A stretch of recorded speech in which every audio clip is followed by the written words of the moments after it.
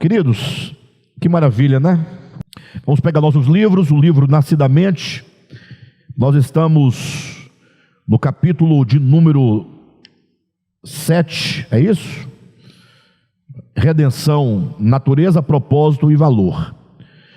E hoje eu vou me deter num pequeno trecho aqui da página 98 e 97, e não vou me adiantar muito, porque vocês observam na página 97, bem na parte de baixo já segue algumas perguntas, né? Perguntas complexas, que vai requerer bastante tempo, então eu vou tomar essa parte só a partir da próxima terça-feira. Então hoje eu vou ficar da página 96, aí do segundo parágrafo, até a metade da página 97. Eu vou ler todo esse trecho, em seguida eu faço a explanação. Então diz assim, página 96, a partir do segundo parágrafo, onde diz: ao entrar Cristo no mundo. Ao entrar Cristo no mundo, enfrentou todas as adversidades prosaicas. Prosaicas é as adversidades do dia a dia, da vida prática, corriqueira, né? Então, ao entrar no mundo, Cristo enfrentou todas as adversidades prosaicas, além de todos os sofrimentos causados pelas trevas que não podiam suportar a sua pureza. E mesmo sendo Deus, entregou-se voluntariamente aos seus algozes em completo amor e resignação, mostrando ao mundo o caminho da verdade. Assim a cruz, o sangue derramado e os golpes sofridos apontam para a disposição de seu coração enquanto a manifestação do seu ser. Esse é o entendimento que nos faz elevar a paixão histórica de Jesus ao nível do significado de sua morte essencial, pois é a morte qualitativa que dá significado à morte quantitativa no plano do tempo e do espaço. Se não, vejamos, para que o homem fosse redimido do poder do pecado e consequentemente dos seus efeitos, dos quais a morte é o principal, era necessária uma ação reversa, a que conduz o homem à morte eterna. Era preciso que o Redentor percorresse caminho inverso ao do pecado, pavimentando novo percurso por meio do qual pode o homem voltar a Deus. Redenção é o mesmo que libertar aquele que está cativo e trazê-lo de volta, redimido, à casa do Pai. Para tanto, era necessário reverter o processo do pecado organicamente no coração do homem, gerando nele disposição contrária a que o levou à sua desintegração de Deus e de sua criação. Trata-se, portanto, de um processo orgânico, de verdadeira libertação e cura, e não de um mero pagamento judicial supostamente exigido por Deus, pois se assim fosse, veja aonde chegaríamos.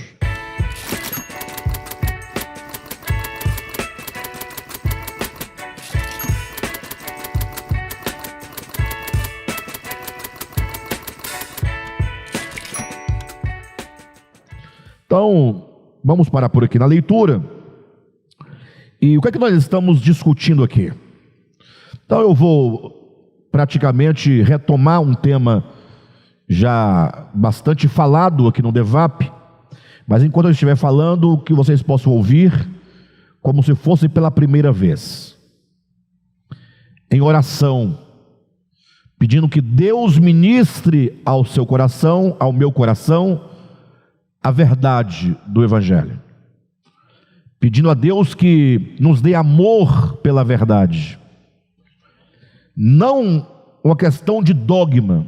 O dogma, talvez, entre os inimigos do homem religioso, talvez seja, dentre todos os inimigos, o dogma seja um dos grandes inimigos do homem, porque ele parece inofensivo, e não somente parece inofensivo, o dogma, como ele tem também uma aparência de justiça, de santidade, de verdade, tem uma aparência de evangelho, porque o dogma, ele só engrandece a Deus, não é? De um jeito ou de outro, o dogma, ele fala bem do evangelho, mesmo o dogma ortodoxo, mesmo o dogma que pode ser comprovado, inclusive pela Escritura. O irmão Gilmar, da nossa igreja, vocês devem conhecê-lo, ele tem postado recentemente vários videozinhos do Apocalipse, que nós ministramos já há algum tempo, alguns anos. E desde que ele começou a postar esses vídeos, alguns irmãos têm me perguntado sobre a atualidade desses vídeos, né? Como que perguntasse se porventura esses vídeos com aquela mensagem correspondem ou não ao pensamento atual do DEVAP. E para quantos me perguntaram, a minha resposta foi a mesma, que corresponde sim, não tem nada de errado do ponto de vista dogmático, do ponto de vista teológico, ou seja, aquelas verdades acerca desses acontecimentos conforme se encontram narrados nas Escrituras, conforme encadeado nas Escrituras. Ou seja, estudar a Bíblia do ponto de vista do dogma é um processo legal e válido. Seria mais ou menos como o judeu estudasse sobre o nascimento de Jesus, pronto, ou do Cristo, do Messias. Antes de Jesus nascer, do Cristo vir, pensa num judeu lá atrás, dominando todo o recurso de oratória acerca das profecias sobre o Messias. E tinha muitos no tempo de Jesus, ou antes dele, que tinha esse domínio do sentido das profecias, do lugar da profecia, do tempo da profecia, enfim, né? Tanto é que quando Herodes mandou perguntar onde haveria de nascer o Cristo, que ele chamou os sacerdotes, eles falaram, não, está escrito que será em tal lugar, em Belém. Então eles tinham esse domínio teológico. Mas a grande questão, e quando eu digo que nesse sentido o dogma pode ser um grande inimigo do homem religioso, é baseado na seguinte questão: de que valeu todo o esforço e todo o conhecimento teológico e mesmo escatológico que os judeus de então, no tempo de Cristo ou antes dele, qual é a vantagem de tudo que eles fizeram, se quando o Cristo veio eles mataram? Ou seja, qual foi o problema? Eles tinham um conhecimento? Tinham. Era verdadeiro? Sim. Era bíblico? Sim. Mas eles não tinham o sentido orgânico das profecias. Porque quem lê a Escritura do ponto de vista orgânico, não está preocupado se ele vai nascer em Belém, e se Belém é do Pará ou é da Judéia. Ele quer saber como ele faz para experimentar o Cristo. Ou seja, ele tem uma outra preocupação que não é mera informação. Então, voltando à questão dos vídeos que eu trouxe para falar sobre o dogma, então está tudo correto. Eu dizia aqui domingo passado, salvo engano, foi na última quarta, que nossa visão, nossa leitura atual, a leitura, não é a interpretação, o modo, a leitura que nós fazemos, a escritura é uma leitura orgânica, procurando a essência e o significado daquilo que está na Bíblia. E quanto ao aspecto meramente teológico, dogmático, que é correto, nós continuamos a ter. Não vamos jogar fora absolutamente, porém não vamos gastar o nosso tempo matando as nossas curiosidades do tempo profético. Vamos gastar o tempo procurando o sentido espiritual da profecia na minha vida hoje. Aí eu disse assim, isso faremos, isso o quê? Ler a Escritura do ponto de vista teológico, se Deus permitir. Até eu me utilizei aqui de um pensamento do escritor aos Hebreus, que ele fala assim: olha, deixemos de lado, né, os ensinamentos rudimentares acerca de Cristo. Olha o que ele está dizendo. Aí ele vai elencando batismos. Batismo é coisa boa ou ruim? Boa. Imposição de mãos, coisa boa ou ruim? Boa. Ressurreição dos mortos, coisa boa ou ruim? Não vamos mexer com isso. Aí ele fala: vamos avançar para as coisas melhores, para aquilo que é perfeito. Só que ele não nega, ele diz: vamos deixar de lado, e nós voltaremos a essas questões, se Deus permitir. Então, entendam isso perfeitamente. Mas é isso que eu quero dizer. O dogma, por exemplo, o dogma da morte de Jesus, que é o nosso assunto, a morte de Cristo, ou melhor dizendo, o nosso tema não é bem a morte, é a obra de redenção.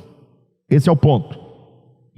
Estudar a obra de redenção do ponto de vista teológico é só estudar as profecias que apontavam para a vinda corpórea, histórica, pessoal do Cristo de Deus, que se faria carne, fazer a verificação bíblica dessas profecias, encontrar na Escritura o cumprimento dessas profecias, compreender como se cumpriu no tempo tais profecias, entender que a vinda de Cristo ao mundo é para trazer redenção. Essa sua vinda passa não somente pelo aspecto material da encarnação, físico da encarnação, mas como ele haveria de sofrer, de ser preso, de ser cuspido, insultado, né? Estudar, portanto, toda essa morte que lhe ocorreu quando ele esteve aqui na terra, durante os dias da sua encarnação, compreender tudo isso, como que ele morreu, a sua morte tinha data marcada para acontecer. Onde está isso? Olha, está lá em Daniel, capítulo 9, fala da sua morte, né? Que ele seria morto após as 69 semanas. Que coisa maravilhosa! Um domínio que, se você joga para o povo fica espantado como você entendeu, ou melhor, como você guardou, como você sabe cada detalhe. Porém, isso não prova que eu creio efetivamente. De repente eu tenho uma crença, né? De repente eu me acostumei com esse discurso, né? Não tenho de fato uma experiência. Então, o dogma, mesmo correto, ele nos dá uma impressão. Primeiro, ele tem uma cara de verdade. Por quê?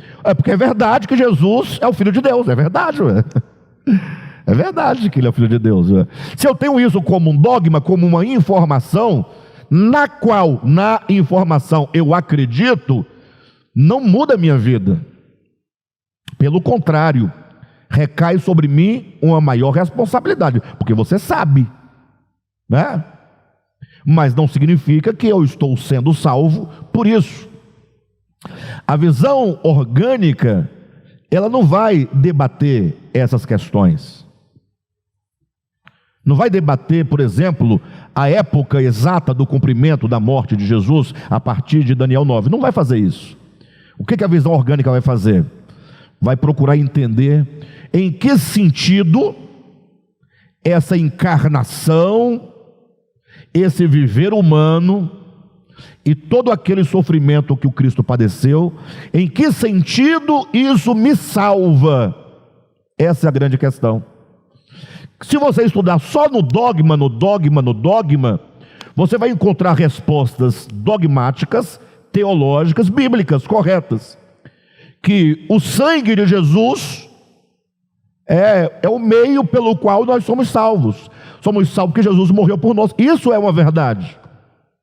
Não é mentira. Mas eu pergunto, e daí? E agora?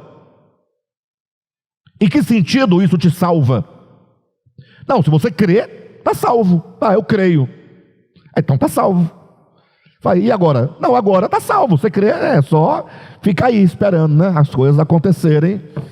Vai para a igreja lá, deve um dinheirinho para o pastor, canta umzinho, levanta as mãos, obedece lá toda a liturgia do culto, né? E quando você morrer, você vai para o céu, está tudo bem. Só que aí você não tem uma reflexão, uma viagem interior para dentro de si, para fazer como Paulo, por exemplo, instruiu lá os coríntios, quando ele disse, falando sobre o partir do pão, né? A ceia do Senhor, são duas coisas distintas, mas ele disse que nós devemos julgar a nós mesmos, examinar a nós mesmos. Examinai, pois, o homem a si mesmo. Isso é muito forte. Ele está dizendo, quando você participar da mesa do Senhor, partir do pão, você pegar aquele biscoitinho, aquele cálicezinho, entenda uma coisa, Paulo está dizendo, entenda uma coisa, faça um exame. Mas não é um exame se eu pequei essa semana, então se eu pequei eu não sou digno de comer, se eu discutir com alguém eu não sou digno de comer. Não, nesse sentido ninguém é digno de comer nada. O que está lá no texto de Paulo, que é claríssimo, ele fala, faça um exame interior, olha para a igreja corpo de Cristo, e verifica se esse ato, esse gesto de comer do mesmo pão, equivale aos seus sentimentos profundos do coração em relação àquilo que o símbolo significa. O pão significa o quê? Um só pão. Que nós somos um só.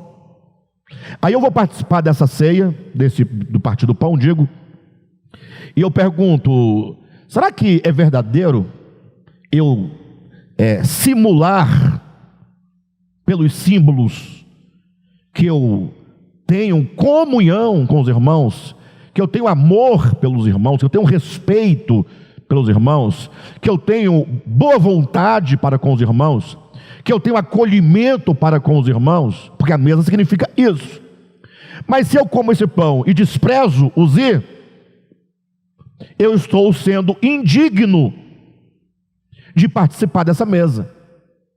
Eu não tenho a dignidade, não porque eu seja pior do que os outros, eu me torno indigno a partir do momento que eu digo com os lábios uma coisa e vivo outra. O problema de 1 aos Coríntios, sobre o partir do pão, sobre examinar o homem a si mesmo, é uma questão de consideração aos irmãos, ao corpo de Cristo, de não fazer acepção de pessoas. Se eu olho para a irmã Maria de Cerqueira, eu falo, que maravilha, coisa mais linda, uma serva de Deus autêntica. Não tem quem não goste da irmã Maria de Cerqueira, porque ela é uma serva de Deus maravilhosa, sim ou não? Aí agora eu olho, digamos, sei lá, para uma outra pessoa que não tem esses traços, tal, e eu desprezo o outro, por qualquer que seja o motivo, eu não sou digno de participar da mesa que representa a unidade, o amor, o respeito, o acolhimento, a graça, a bondade, a misericórdia. Então esse examinar a si mesmo é um entrar para dentro de si e perguntar, puxa, eu sou salvo pela morte de Cristo? Sou, glória a Deus, mas em que sentido eu sou salvo? Vamos lá. Você não pensa a palavra, você não pensa a verdade, você não busca uma experiência com a verdade na qual você crê? E, é lógico, para fazermos isso, nós temos que entender o significado, no caso aqui, da obra de redenção. Em que sentido o Cristo de Deus, ao se encarnar, ao viver sobre a terra, ao sofrer na cruz do Calvário, em que sentido todo esse processo salva? É a grande questão. A resposta dogmática da religião o que ele veio fazer foi fazer um pagamento. Diz a dogmática da igreja em todos os seus segmentos: Jesus, o Cristo, estava ao lado do Pai no céu. É assim que eles dizem. E o Pai esperando receber a conta, a dívida. Tem uma dívida. Essa dívida é morte, né? É a ira derramada na cabeça do desgraçado, do pecador.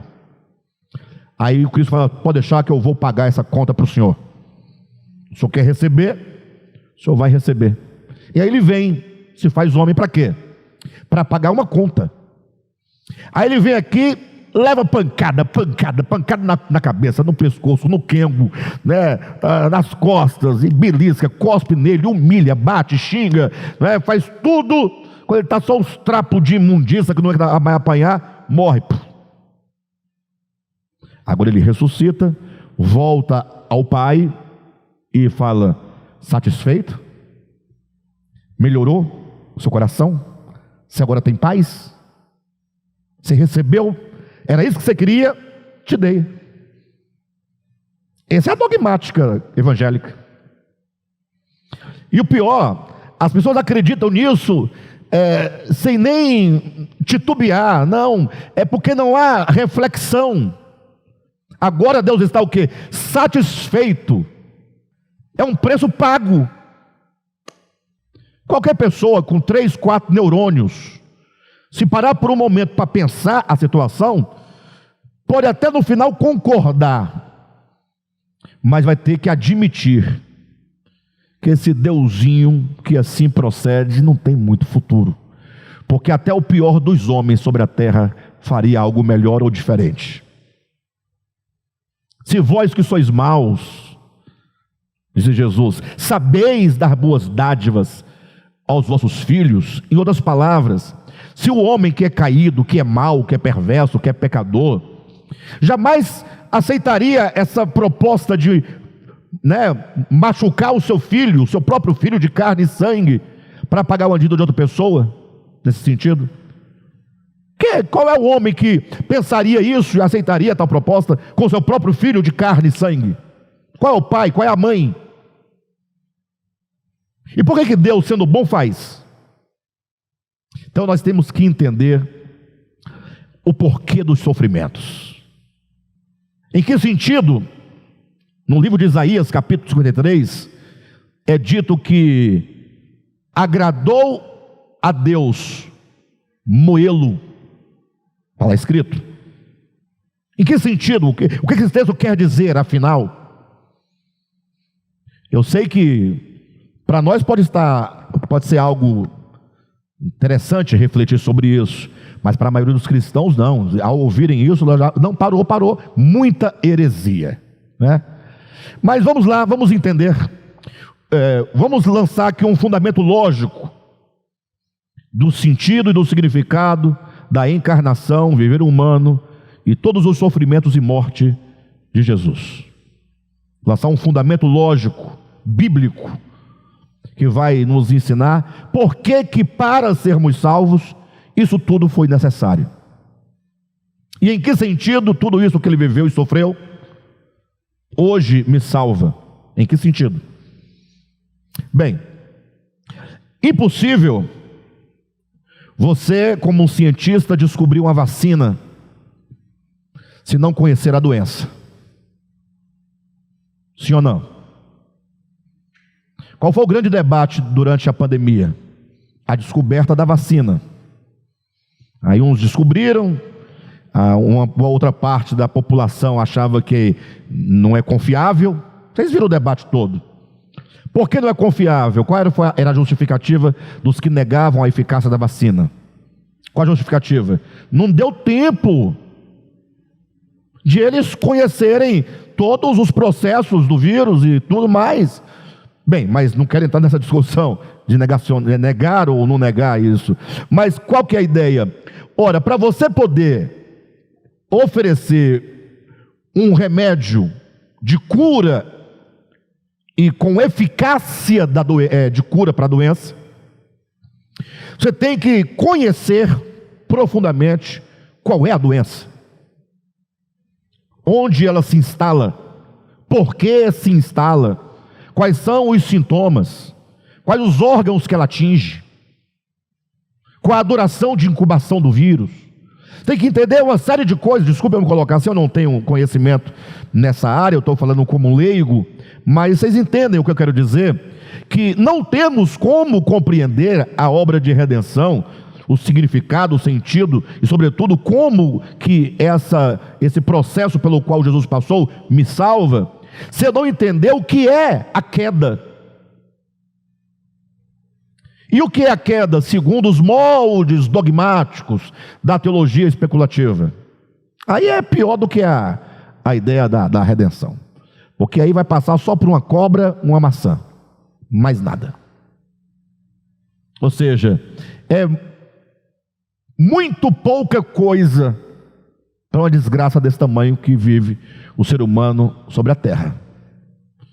Quer dizer que essa desgraça toda, esse sangue derramado, essa violência, essa maldade, a dor, a morte, é por causa de uma maçã? Mas não é possível. Dá uma maçã para o rapaz. Dê uma dúzia de maçã para o rapaz e resolve o problema. Não, é porque no dogma fala de um Deus caprichoso. Eu vou testar o homem. Eu vou tentar o homem. Deus a ninguém tenta. Está na sua Bíblia. Mas o Deus dogmático tenta. Só que não tenta para saber se o homem vai cair ou não. Ele já sabe que vai cair. Então ele não tenta. Ele arma uma casinha, uma armadilha, uma arapuca.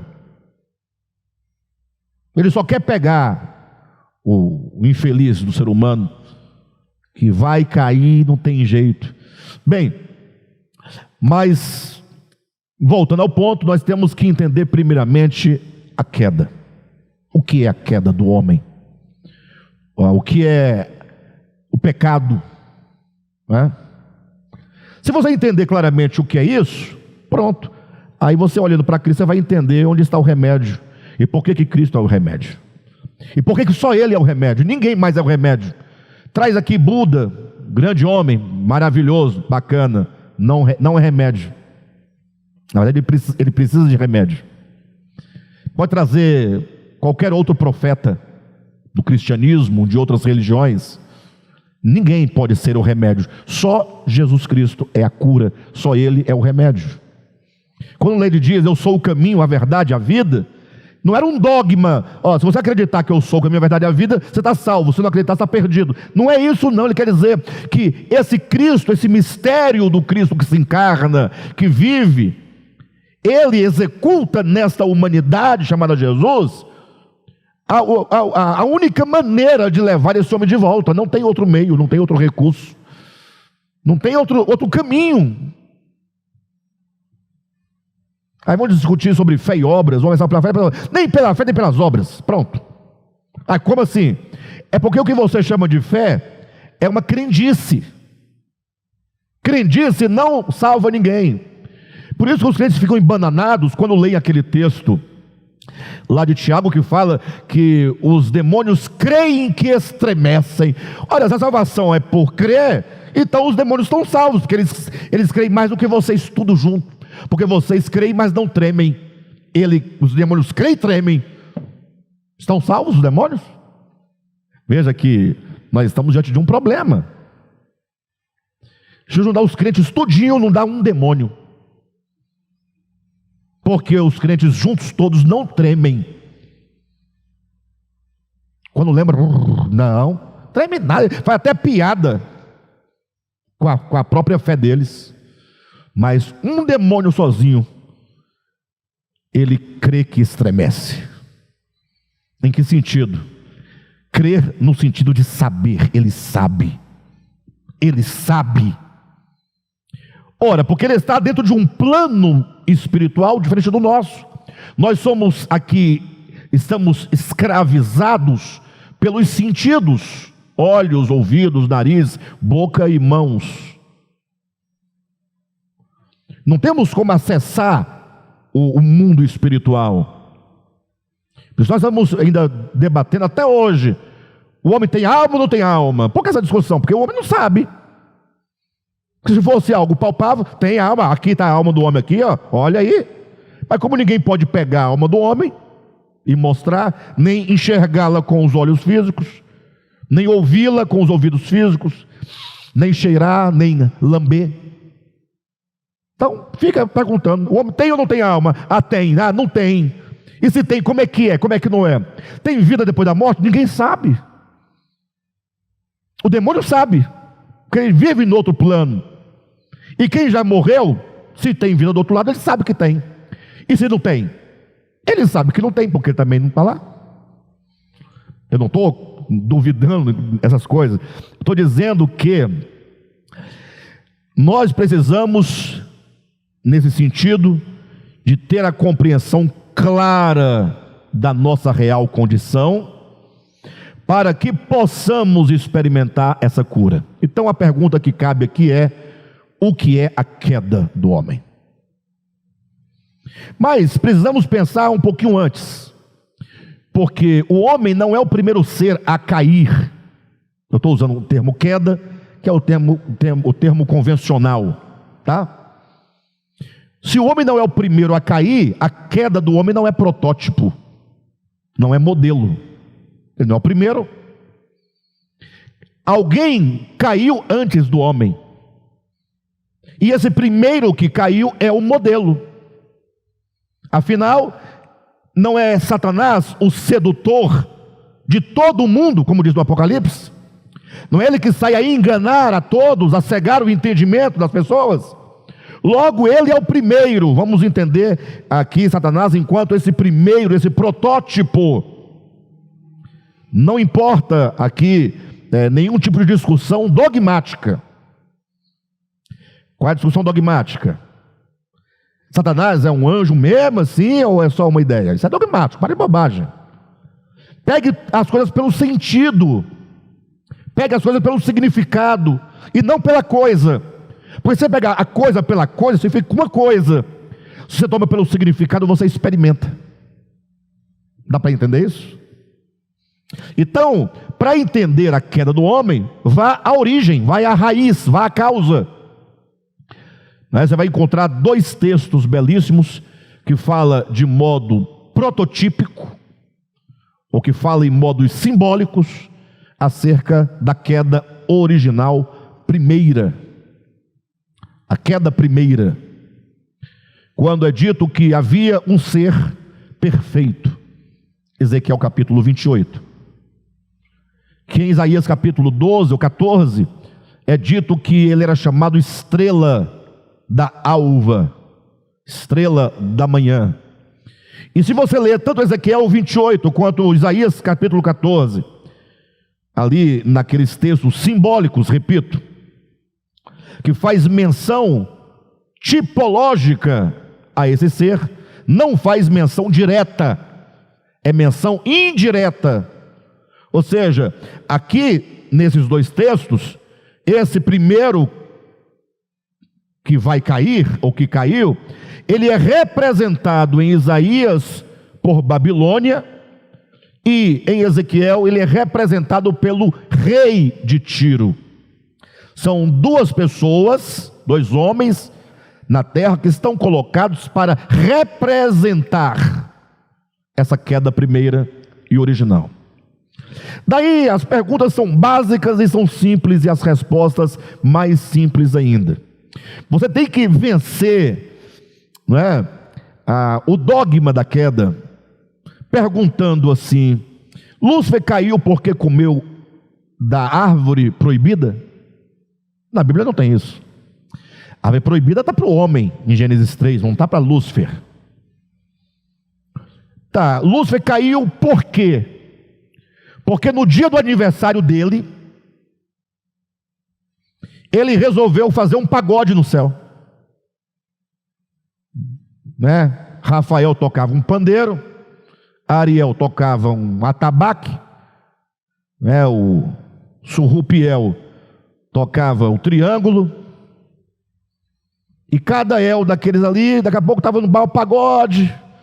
Aí resolveram passar umas canas, tirar aquele caldo, ficou lá fermentando, saiu uma pinguinha. Isso foi a queda de Lúcifer? Temos que perguntar essas coisas simples e básicas.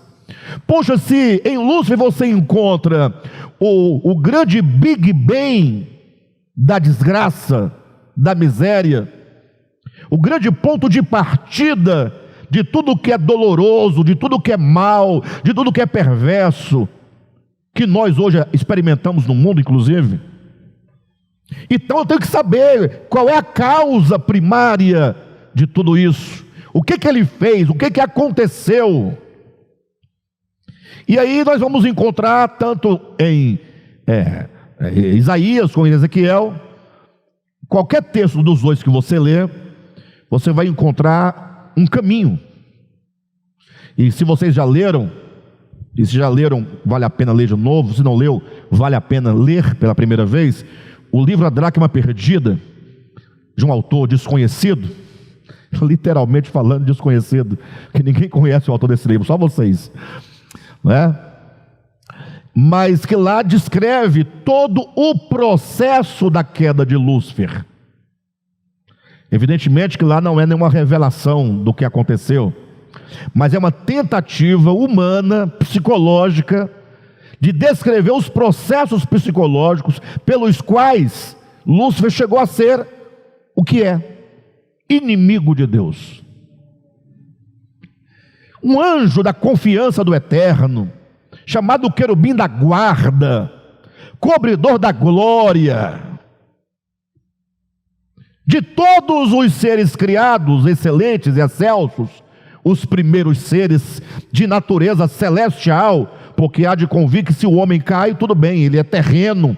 O homem terreno tem característica de terra, de baixo. Ele já é criado já lá embaixo. Agora, lá em cima, no topo dos celestiais, das dimensões de existências, como alguns filósofos acreditavam, os primeiros espíritos puros. Como é que essa criatura chega a ser inimiga de Deus? Mas não é qualquer tipo de inimizade, é uma inimizade tal que em seu coração, do coração de Lúcifer, está plantada uma amargura tão grande contra Deus, contra o Eterno, que agora ele gasta toda a sua existência para profanar o nome de Deus, para mentir acerca de Deus, para caluniar a Deus, e dentro desse seu coração tolo ainda tem uma falsa esperança de que pode vencê-lo. E agora, não sei se vocês conhecem alguém assim, mas não assim, mas pelo menos primo dele, né, do diabo, que às vezes gasta a vida inteira para perturbar uma pessoa, para falar mal da pessoa. Ela não ganha nada com isso. Ela só gosta de levar informações, difundir mentiras. Ele só gosta de ver a desgraça do outro na mente das pessoas. Só isso, a vida inteira. E quando te vê, quer te abraçar. Quer abraçar, quer pegar na mão, quer convidar para almoçar. Tem esses primos de Satanás também, não é? Primo, irmão, sei lá. É bem próximo o parentesco. Filho, né? Também. Bem, de todo modo, a ideia qual que é? É que eu tenho que entender que grande fenômeno foi esse que ocorreu no coração desse ser para torná-lo adversário de Deus, inimigo de Deus, acusador de Deus. E aí os textos vão nos oferecer uma resposta simples. Esse processo, a queda de Lúcifer, não foi uma queda como quem tropeça numa pedra. Porque você está andando numa estrada, a estrada tem 5 quilômetros. Então, enquanto você está caminhando, não está acontecendo nada com você, mas solamente porque nada altera em você. Aí num dado momento você tropeça numa pedra e cai, você rasga o dedo, machuca os pés. Aí pá, caiu, machuquei, caí.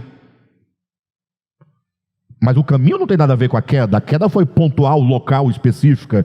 De repente, é um lapso, é um frame, pá. A queda não se dá assim. Casamento não acaba por causa de uma palavra. Não. O bandido, o homem que está marginalizado, ele não nasceu assim. Foram muitas experiências, um caminho de descida, que vai gerando um tipo de consciência, um tipo de sentimento, um tipo de visão, um tipo de leitura de mundo, uma cosmovisão diferenciada, que vai gerando uma amargura, que vai forjando, até que ele chega no estado quase que impossível, humanamente falando, de recuperação, porque recuperar não é pegar ele lá e colocar aqui, não recupera. Não se recupera consciência mudando de ambiente, tão somente. Talvez a mudança de ambiente seja apenas um recurso para o começo de uma recuperação. Não se muda corações com a palavra. Por que os pastores, os líderes, os pregadores têm que ficar falando as mesmas coisas todo dia na igreja, nos templos, nas praças, aí onde quer que seja, não importa. Aí eu falo nos templos, né? Aí a pessoa dogmática ignora tudo o que foi dito até agora para falar, não existe templo, Alexandre. Como se eu não soubesse disso, né? Mas você vê que a mente é que está perturbada. A pessoa, ela não quer a verdade, ele não quer experimentar o poder da verdade. Ele quer definir se existe ou não templo. Eu sei que não há templo, logo eu discuto e debato com quem acha que tem templo. E fica, tem templo, não tem templo, tem templo, não tem templo, tem templo, não tem templo. E o tempo passando. E não dá nada. Um humilhado porque não tem texto para fundamentar, o outro orgulhoso porque tacou 2 textos na cara do indivíduo, Atos 7, Atos 17. E ainda foi para Isaías 60, Isaías 60, 64, 5, sei lá. Você vai perdendo as referências, porque você não está mais interessado em saber endereço. Você tem que saber significados. Então, qual foi o processo? A queda de Lúcifer foi um longo processo. Lógico que teve um start. Mas o start começa com uma coisa muito básica, muito simples, que vai ganhando força com uma outra coisa, que já gera uma interpretação sobre outra coisa. Mas esse caminho da trajetória da queda de Lúcifer, está claramente em Ezequiel e Isaías, é um caminho de ascensão. Nas palavras literais do texto, eu subirei. Essa é a ideia. Eu subirei. Ué, tudo bem, você quer subir para onde? Acima das estrelas dos céus. Fazer o que lá? Eu quero exaltar o meu trono. É esse desejo. E serei semelhante ao Altíssimo. Mas cuidado, porque ser semelhante nesse sentido é diferente de dizer que nós precisamos de ser semelhantes a Jesus. Para nós sermos semelhantes a Jesus, nós queremos nos esvaziar como Ele se esvaziou, amar como Ele amou. Pode trazer o Padre Zezinho que ele vai falar a música todinha. Cantar como Jesus cantou, viver como Jesus viveu, né? Sonhar como Ele sonhou. No caso de Lúcifer, não. Ele quer ser semelhante, igual, para dizer que está em paridade de igualdade, de poder, de honra, de glória, de domínio. Eu exaltarei o meu trono na região norte, e serei assim como Deus é, eu serei. Eu também posso governar, ter o meu reino, o meu domínio, o meu poder, a minha adoração, os meus súditos, a minha lei, o meu governo. Isso é a queda. Então, nesse sentido metafórico, queda não é descer, é subir. Cai o homem ou cai o ser que mais alto sobe. Quanto mais alto, maior a sua queda. Orgulho, presunção, arrogância, a não admissão de que eu em mim mesmo sou totalmente insignificante e que eu só faço algum sentido nele, no todo. Então, se a queda é um espírito de ascensão, no sentido inverso da coisa, porque quanto mais sobe é maior o orgulho, é maior a presunção, é maior tudo mais. Então, quando Deus olha, bem, vamos avançar. Chegando no homem, Gênesis 3, agora entendendo a queda do homem. Qual foi o diálogo que a serpente teve com a mulher, dentro do texto, como está lá em Gênesis?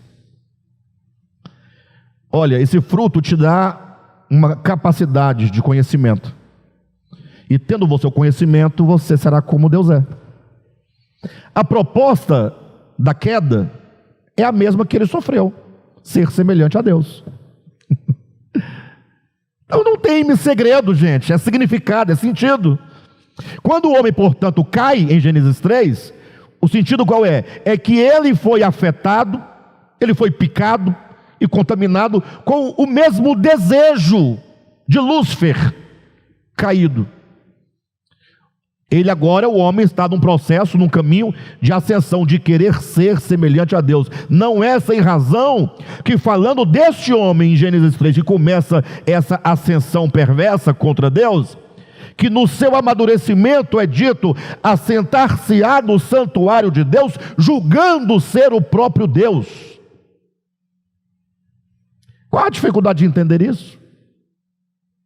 Então nós já sabemos qual é a doença. A doença chama-se ego. Essa é a doença. Daí você tem que entender que ego não é o seu eu pessoal, individual. Ego é uma máscara. Ego é aquilo que nós assumimos ser, não sendo.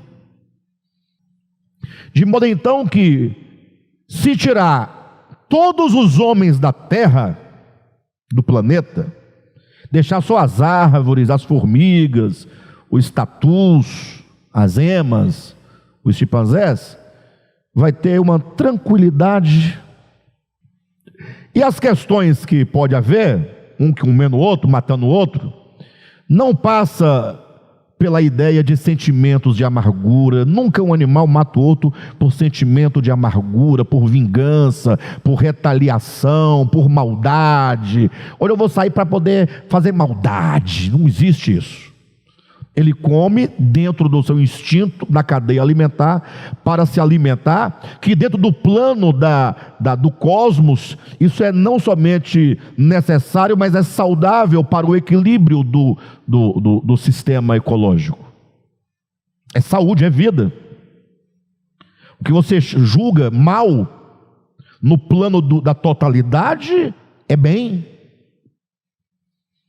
O mal não está naquilo que acontece enquanto processos no sistema ecológico. O mal está na intenção, na maldade, no planejamento, no dolo, na mentira, sabe? Que o homem vai maquinando aqui dentro contra o seu semelhante. Logo, voltando os homens todos de volta para a terra, todo o problema, como diz Tiago na sua epístola, da humanidade sobre a terra, é que os homens vivem a morder uns aos outros. Tiago vai dizer que os homens vivem uma guerra. Nós estamos numa guerra, mas não é uma guerra. Quando ele fala da guerra lá da Europa, é compreensível você entender o que é uma guerra. Você olha para você: não, eu não estou em guerra, tá? Você está em guerra. Em guerra contra o seu irmão, porque você convive bem com o seu irmão desde que ele não atrapalhe a sua vida, os seus desejos. Então eu quero colocar o meu carro nesta vaga. Se alguém tomar a minha vaga e impediu o meu desejo e tirou o meu direito, então começa uma guerra. E se eu for frouxo e não puder enfrentar quem toma a minha vaga, eu não serei melhor porque não o enfrentei, porque a ideia está aqui dentro de maldade, pilantra, vagabundo. Um dia você encontra alguém maior do que você, ele vai te matar, para você ficar esperto. Vocês percebem que o problema que é esse ego que nos inflama dentro de nós?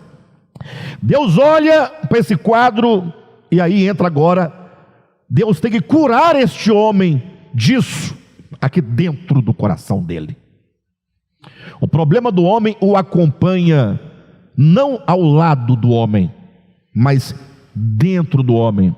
O problema do homem é uma condição de alma, de coração, que são perversos em razão da estreiteza da sua consciência. É o homem que não consegue perceber nada além do que ele chama meu. meu dinheiro, meu direito, minha propriedade, meu. Em vez em quando o homem admite falar que isso aqui é nosso, mas é nosso até quando? Porque daí quando surge um problema de herança em família, não acontece? Aqueles que diziam que aquilo era nosso, agora começam a brigar porque cada um quer que seja somente seu. Então Deus tem que curar este homem. Isso é o pecado todo. Tira o ego do homem e pronto, está tudo resolvido. Então Deus tem que trazer um remédio, tem que trazer uma cura, tem que trazer redenção. É onde nós entramos para entender que alguém na terra, falando de terra, de humanidade, era para surgir um homem com tamanha expansão de consciência, clareza do que é Deus, do que é a verdade, para que ele pudesse então, na humanidade, inaugurar uma nova cosmovisão, uma nova percepção, logo um novo viver. Um novo viver. Quem está entendendo? Então, o Cristo de Deus fala assim: eu vou abrir esse novo e vivo caminho. Por isso que é dito que o caminho novo que é aberto, que dá acesso a todos os homens ao Pai, a Deus, diz que esse caminho foi a sua própria carne. Quando diz que ele entrou no Santo dos Santos, ou seja, esse homem Jesus, ele volta a Deus e entra na presença de Deus, ele o faz por meio do véu, que ele rasgou o véu, vírgula, a saber, a sua própria carne. Então, Hebreus capítulo 10, versículo 19 e 20, Cristo abriu-nos um novo e vivo caminho, que nos leva de volta ao Pai, caminho este que é possível por meio do rasgar o véu. O véu era o empecilho que não permitia o homem ir. Aí Jesus falou: vou rasgar esse véu, está aberto o caminho. E esse véu é a minha carne. A carne teve que ser machucada e rasgada para dar acesso. E aqui se instaura um grande problema, né? Por quê? Porque tudo vai passar por uma questão agora de escolha e de aceitação. Para o Cristo fazer isso, que ele se propõe fazer, abrir um novo e vivo caminho, ele vai ter que abrir mão de si. Não tem jeito. Porque se o problema é o ego, é um caminho de ascensão, a cura também é um caminho, mas é um caminho inverso, de descensão. Essa palavra existe? Se não existir, está existindo. Pega pelo sentido, não vai pela morfologia que pode. Se você entendeu, tá bom. Ele tem que descer, mas não é um caminho no sentido de direção, não, é de coração, um coração que vai se inflando como um balão e vai subindo, e agora é aquele que está lá em cima que vai se esvaziando e perdendo, portanto, e vai descendo. Então Deus olha e fala: a cura, se a doença que mata a humanidade é Adão, por um homem entrou o pecado no mundo, pelo pecado a morte, se por Adão todos morrem, para que todos vivam, tem que ter um homem também, tem que ter uma origem, uma causa, que vai implantar um novo sentimento. Veja só esse texto aqui, 1 Coríntios capítulo 15, versículo 22, porque assim como em Adão todos morrem, assim também todos serão vivificados em Cristo.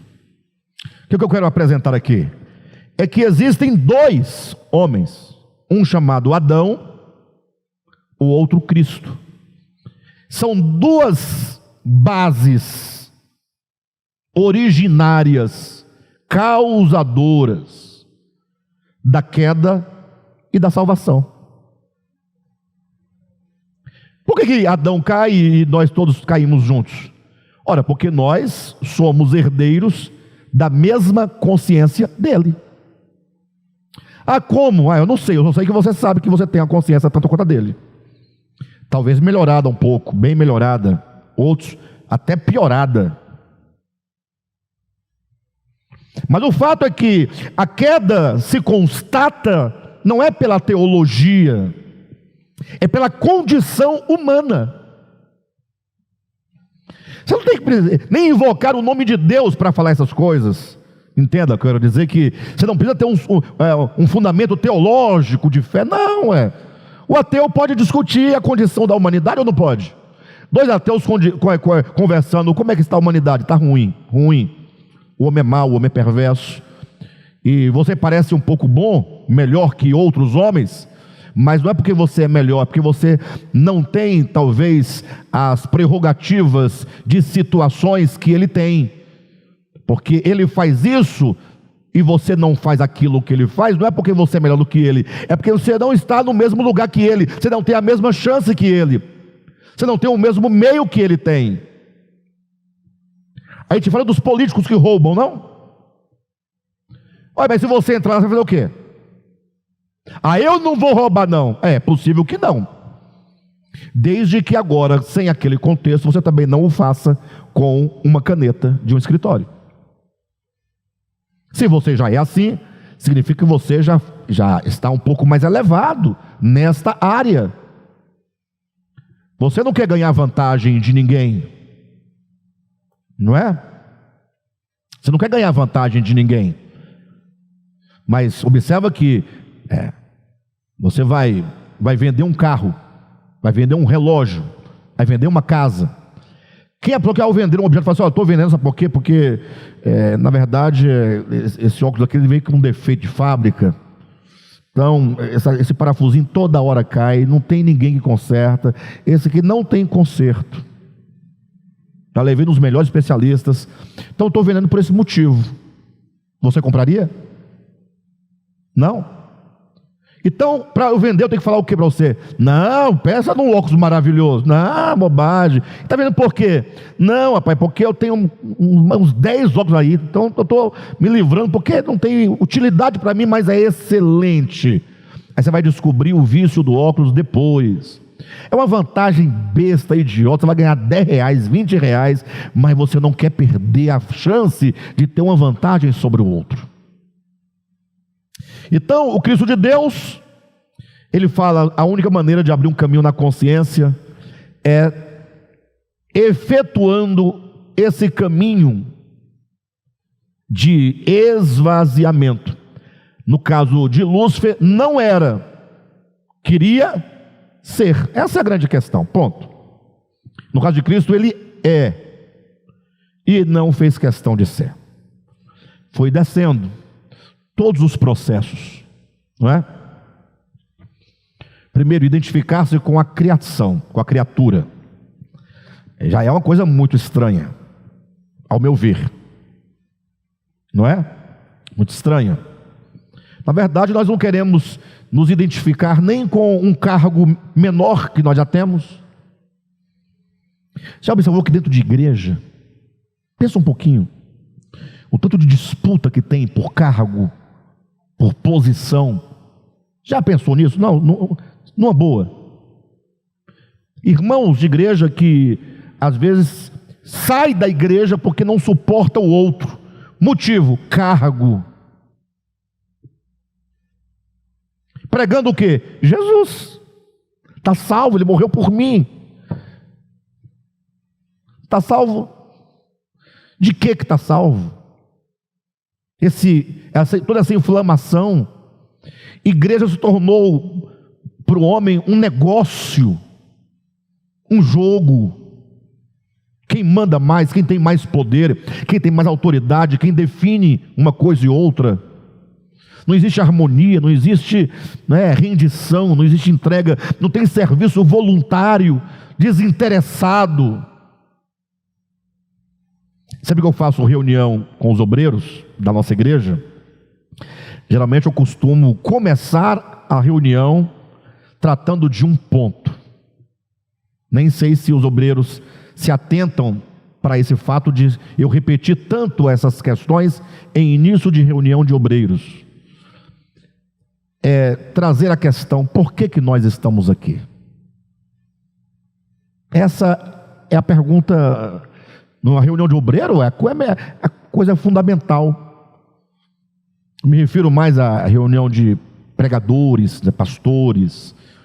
A gente tem que reunir para definir algumas coisas.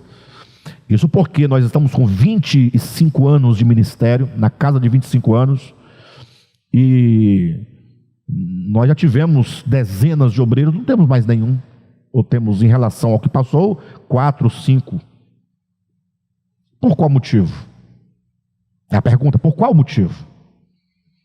Eu sei que se você saísse a perguntar para todos eles que não estão mais conosco, todos eles teriam uma razão e uma justificativa, e talvez você até desse razão para ele, eventualmente. Você tem razão, está certo, eu concordo com você. Nós não somos perfeitos, né? Então é possível que alguém tenha saído daqui por motivos justos, talvez, não sei. Mas a grande questão é: por que nós estamos aqui? É para impor, para defender, garantir território, poder? O que é, afinal? Então, eu chamo a atenção para o fato de que nós estamos aqui dentro de uma obra que não é nossa. Nós somos bem-aventurados por podermos participar de uma obra tão grande, de redenção, de salvação. O DEVAP tem que ser visto sempre como sendo o ministério mais desinteressado de qualquer coisa humana. Só vai existir enquanto tiver a ideia de que existimos para servir. Perdeu essa característica, pode fechar, abre aí uma discoteca, abre um bar, né, uma boate, né, sei lá, forma uma gangue, qualquer coisa, não vale a pena. Igreja tem que entender que nós estamos aqui para servir. E nós que servimos somos os mais beneficiados, porque ao servir você é tratado, você é humilhado, você é uma série de coisas. Quem está entendendo? Então, redenção é um caminho a ser percorrido. E esse caminho foi percorrido plenamente por Cristo. Ele se identifica com a criação, primeiro ponto. Só que quando ele se identifica com a criação, ele se faz homem como nós homens como qualquer homem, mas se percebe que no âmbito humano existem estratificações. Logo, nem todos os homens são iguais. Perante a lei pode ser, mas na realidade não é. Ou é? Não é. Os homens são iguais? Não são. Você vive em que mundo? Em que mundo você vive? O Brasil, não vamos nem falar do Brasil entre nós aqui, mas o Brasil em relação a qualquer outra nação europeia é igual? Não é, ué. Chega um americano num lugar e um brasileiro sai preso, e o americano, eu estou mentindo? Entra um branco e um negro, o negro sai o quê? Preso. Está todo mundo numa loja, num lugar, sumiu um objeto da loja. Se tiver um branco e um negro, quem é o ladrão? O branco é ladrão? Lógico que não. O branco vai ligar para a polícia, o branco é a testemunha, né? O branco é a vítima. O mundo é assim. Depois, quando descobrir que quem roubou foi o branco, não foi o negro, não tem mais o que fazer. Ele já apanhou, ele já foi preso, ele já foi humilhado e não tem reparação.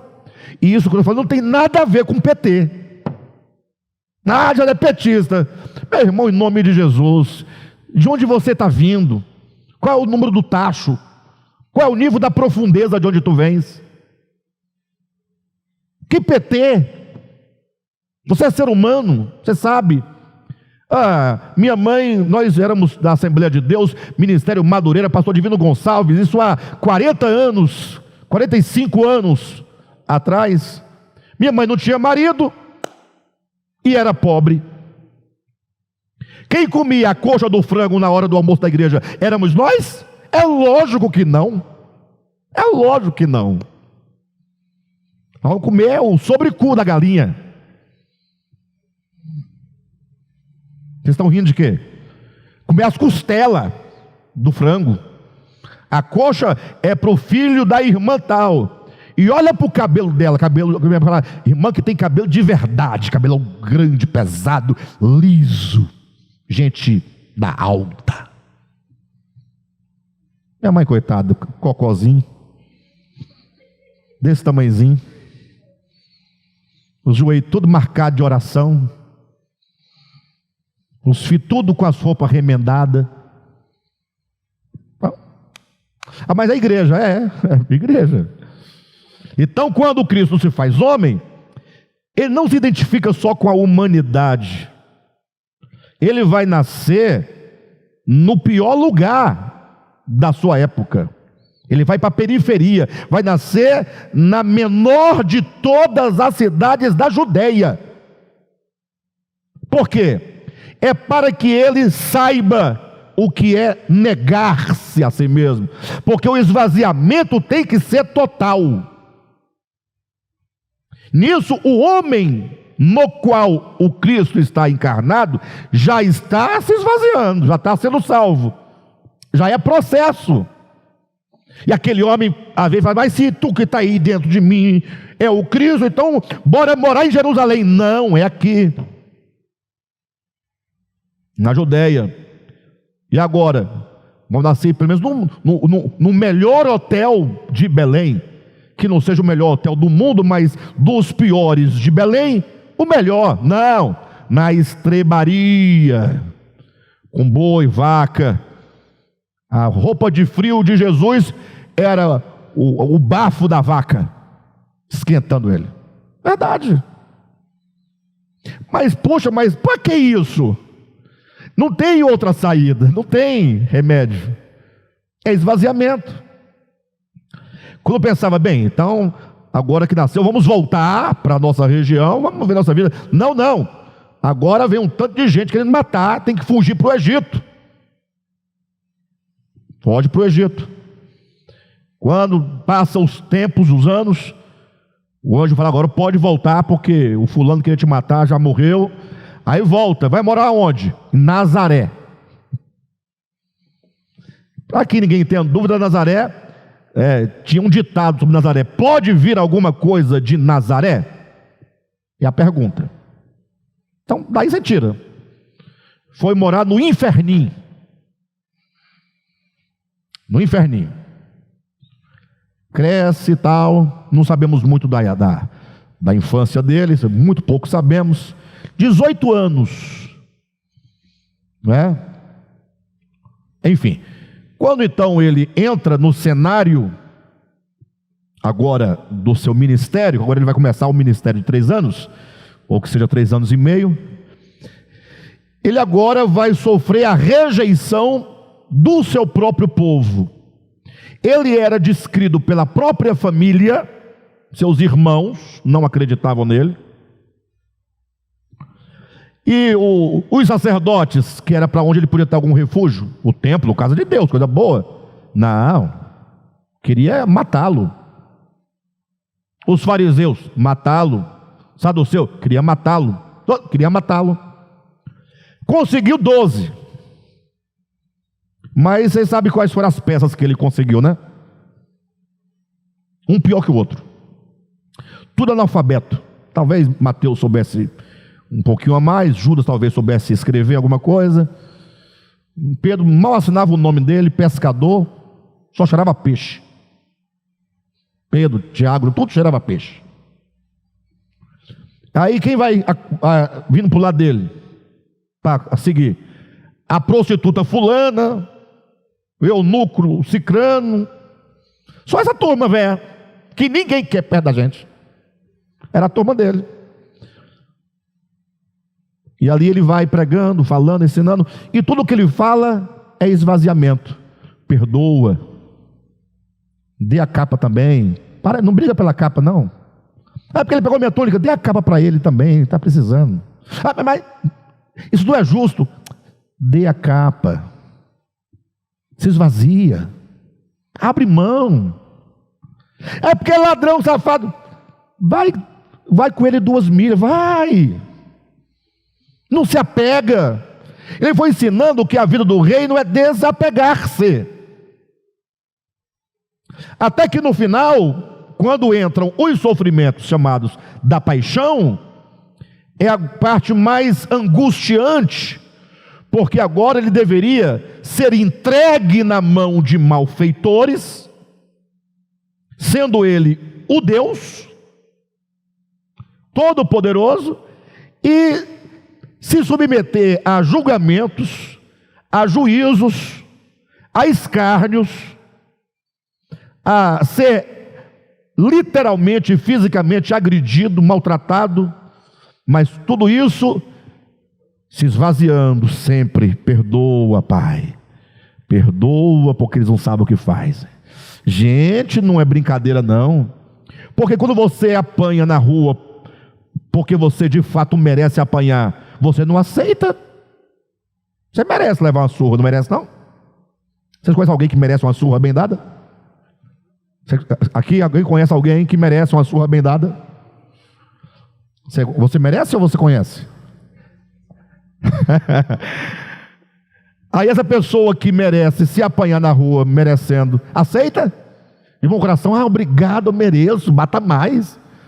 E aquele que é o justo,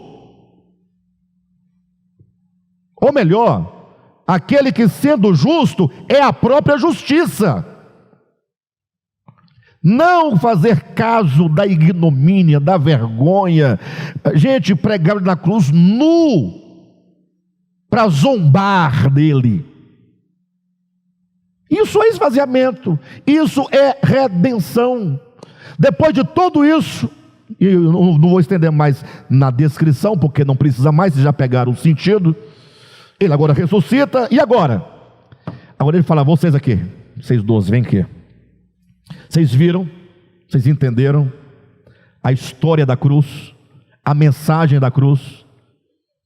Sim, entendemos. Então agora vão ao mundo inteiro e conta essa mensagem da cruz para as pessoas. Digam para as pessoas que o único caminho de volta ao Pai é esse caminho. Não tem outro caminho. Qualquer outro caminho oposto ao do esvaziamento é o do enchimento, é queda. Só retorna ao Pai com esse remédio, essa é a cura. Prega isso para as pessoas e diga para elas que elas têm que não somente aceitar a mensagem, mas elas têm que abraçar essa mensagem como a coisa mais preciosa do mundo. Que elas vão se apegar a essa verdade, vão interiorizar essa verdade, vão comer a verdade, vão ter que beber essa verdade, assimilar essa verdade, para que essa verdade entre em todos os seus músculos, nervos, no seu sangue, na sua alma, na consciência, na mente, na vontade. Diga que só é possível ser discípulo de Cristo se você aprender esses ensinamentos do Evangelho e você ser batizado com Ele na sua morte. É ser unido, não tem método, é união, não tem dogma, não tem rito, não tem nada pode salvar o homem. A única saída é mergulhe-se em Cristo na sua morte para morrer com Ele. Isso é Evangelho, isso é redenção. Nesse sentido, o golpe que ele sofreu, o sangue que foi derramado, é a consequência do esvaziamento. Tanto é que, qual era o grande desafio quando ele estava pendurado na cruz? Se tu és, olha, desce da cruz. Olha, qual pecado teria ele cometido se descesse da cruz? Nenhum. Primeiro que ele é filho de Deus, logo não tem pecado. E descer está no seu direito, o direito não é pecado. Mas se ele descesse, não teria ele aberto mão do ser. Logo, ainda que não pecasse, porque Lúcifer só peca por querer ser não sendo. Mas ele sendo e querer ser sendo, não tem problema, ele é, não tem mistério. Mas o problema não é apenas ser, ele tem que abrir mão do ser. Logo, se ele se apropria do direito e da justiça, ele se apega a algo, logo não se esvazia. Quem está entendendo? Então, ele se entrega completamente, a ponto de Isaías, profetizando esse momento, fazer aquela descrição maravilhosa, né? Do cordeiro mudo sendo levado ao matadouro. Uma imagem, né, tirada da experiência humana, que representa essa entrega de não resistência, de não reivindicação, né? De apenas deixar, mas eles estão errados, o senhor está certo, mas é assim que é o caminho da redenção. Por isso Isaías 53 vai dizer que agradou o Pai não moê-lo. Se você ler a Escritura ao pé da letra, você ora vai encontrar base até mesmo para coisas muito horríveis que você não está interessado nem em ouvir, e que eu estou tomando um cuidado de não jogar isso para as pessoas, porque às vezes você joga uma verdade para o povo, e o povo, por não ter condições de assimilá-la, aquilo acaba matando ao invés de ajudá-la. Estão entendendo? Mas o sentido do texto é: agradou ao Pai ver o seu filho em completa entrega e amor. Ao ser moído, agradava-se o Pai de tamanha disposição. Por que o prazer do Pai está no filho? Quer dizer que o prazer do Pai está no filho em que sentido? Então eu bato na cara do meu filho, por isso, e ele deixa eu bater, então o meu prazer está porque eu bato na cara dele? Não. O meu prazer está em ver um filho em amor, em submissão completa, sem nada querer, sem nada reivindicar, para que outros vivam. Nisto consiste o prazer do Pai. Não basta você achar, o Pai tem prazer, esse é meu filho amado em quem me comprazo. Por que o Senhor tem prazer nele? Porque ele vai ser o seu Judas para você bater nele e queimar na rua? Não, é o coração do filho, é o coração de Cristo. Amém, queridos? Glória a Deus.